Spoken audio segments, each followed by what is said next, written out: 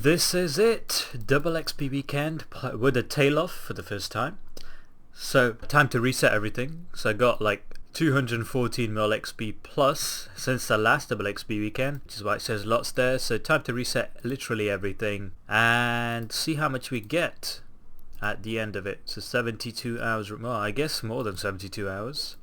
82 hours? You get a 10-hour tail off? Something like that. Let's go. I am completely unprepared for this one for the first time, but that doesn't mean I'm not going to get gains. I'm going to actually buy the herbs like halfway through the weekend when they're at their lowest and do some overloads because I'm running out. What's my first bit of XP going to be? It's going to be a whopping 597 XP and yeah, so we're gonna dismantle the first piece of invention stuff. Let's go. There we are, 462k XP, and let's continue on our merry way.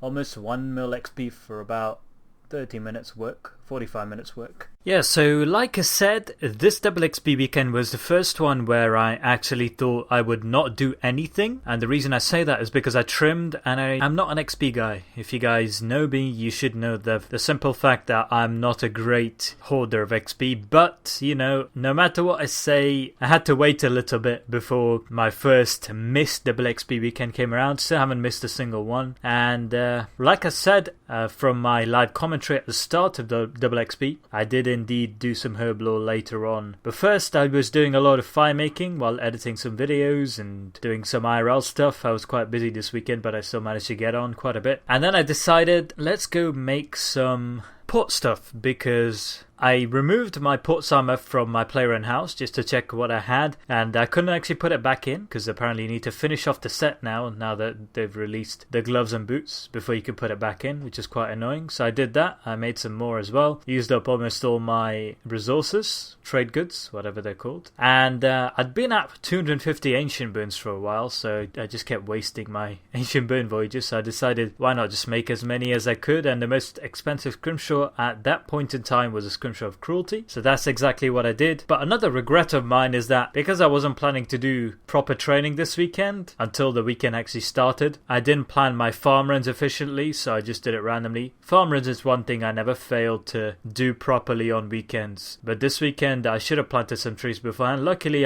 there was a spirit tree that I hadn't checked the health of in the previous double XP weekend, so I was able to get a massive chunk of XP from that. And yeah, I was enjoying my double XP weekend, sort of a chilled one for me. And then the Herblore grind began, so I decided, because I had 2.8k of one type of extreme in my bank, I said, you know what, I'll just make sure I get enough resources so that I make 2.8k of every single type of extreme and 2.8k overloads in the end. So I burnt through about 200 to 250 mil GP. Essentially the entirety of my day one AOD split gone in the space of 1 day of GE offers. Thankfully the herbs were kind of crashing because people were selling them after making the overloads. That tends to be the first thing people do when double XP starts. Get on with their main stuff like summoning and Herblore. So I got on Sunday, started doing that, and this is what happened, guys. Again, my private was off for the 9th time.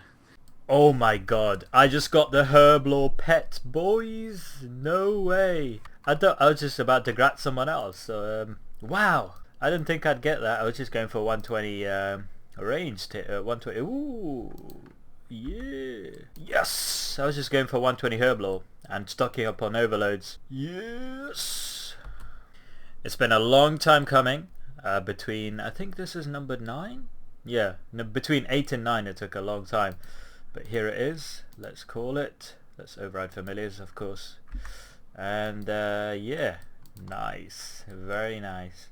I also reached 118 Herblore just half an hour after I got the Herbert pet, so that was a nice surprise. Really didn't expect to get the pet. Was only really going for 120 Herblore, but yeah. And then I realized I forgot to actually harvest my crystal tree, and I know a lot of friends, well not a lot of friends, but at least 1 or 2 friends who got their brains pet by harvesting their crystal trees, because the farming pet is based on the size of the XP drop, not on the frequency of the XP drops. So for people that don't do regular farming, this was sort of one of the few ways that could give you a reasonably high chance of getting the brains pet. It might seem silly that you could get it from just doing this every day, but definitely more possible than what I was doing. I've been doing arc farming for too long trying to get the brains pet. One of the worst possible ways to try and get it. Anyway, that's what I did. Didn't get the brains pet, but I did decide that I still had some of the other trade goods in my port that I hadn't used up, so I used them up to make a Leviathan rings and the Reef Walker cape. Surprised they haven't released anything new that you can make apart from these two items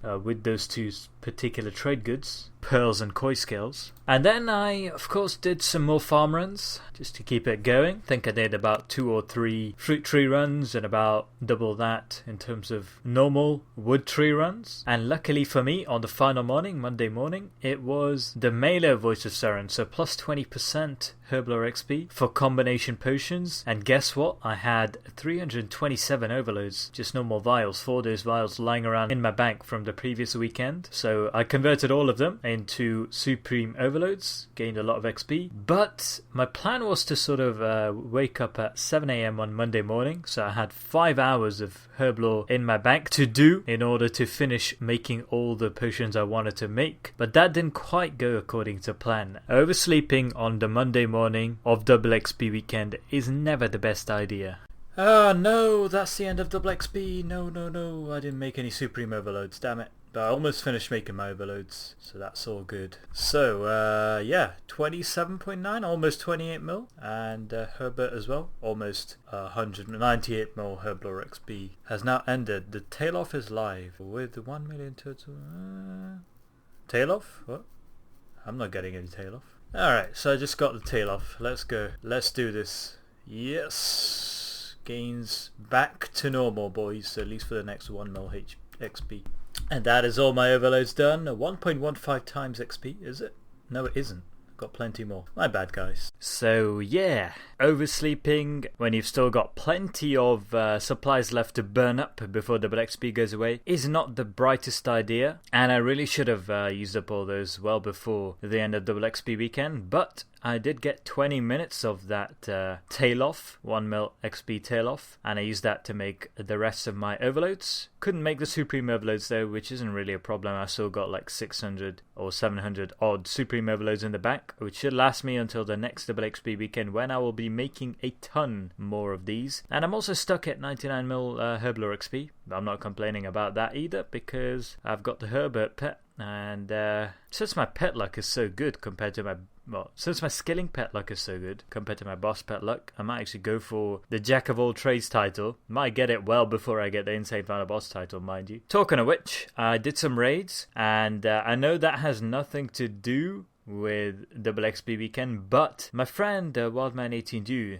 from compo number 75 had this brilliant idea, this absolutely genius idea of making me do poison tank and CPR at the same time. And his idea was actually very, very good. This is what happened when I did it to myself. And it's safe to say that at the end of it all, the sacrifice was worth it. Rip Zen! Rip! We're not DPSing. Alright, that's one charge down. Look, look, you're alive and well, it's perfect. Oh gosh. Alright, actually healed up to full for free because it's an insta-kill. So it doesn't even drain your adren. Perfect. That is awesome. That is a genuine tactic for healing. On the loophole. Blue's not hitting me.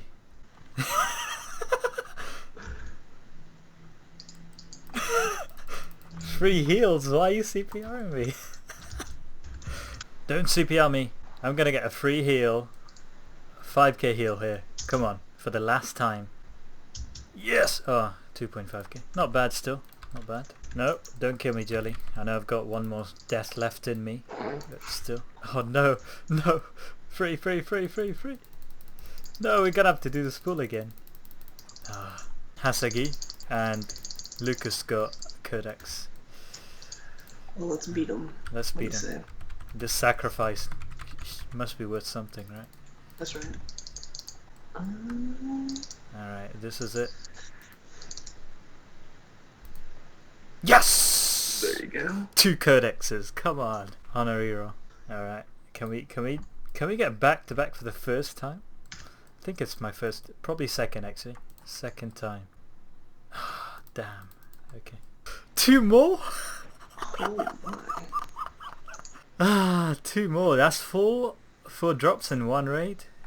Hey, not bad. So my 4 sacrifices for each of the 4 times that I attempted to CPR myself after poison tanking resulted in 4 drops for my team altogether. Well, that's kind of a fudge. I didn't actually die 4 times. I only died 3 times. That's because someone else took the poison on the stun pool. But hey, we can say that the sacrifice to the RNG god certainly worked. Just before I did that, my friend was telling me how lucky they got in terms of their team getting 3 drops from one Yaka kill. My sacrifice managed to get us up to 4 drops, so we beat them in that sense, I guess. And it's actually a good idea nevertheless, if you have tons of Desert Pantheon Aura charges to spare and you're not a hardcore Iron Man, because you save someone having to do CPR and losing out on DPS, and also when you're blued while you're on the beach as a poison tank who just washed up, you won't get hit by the blue, you won't get hit by anything, to be fair. And if you get revived by a Sign of Life, you could get healed up like 5k. If you get revived by your Ward of Ictalian Aura, you'll get healed up 2.5k. So it's a free heal, I guess, if you have charges on your aura and if you don't really use the aura for much else, like me. But realistically, people are going to be using it at other bosses such as Talos. So could this be the new meta for poison tanking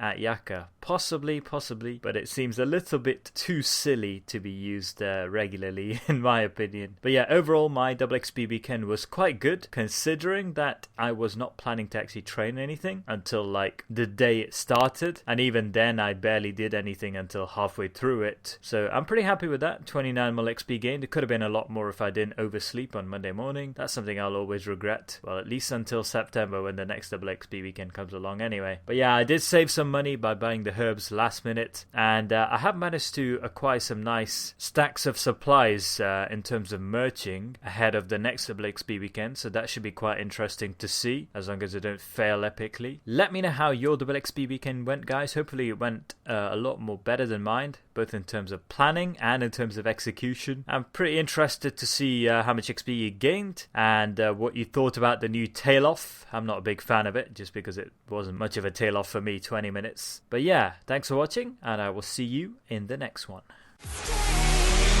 I'll take the pain.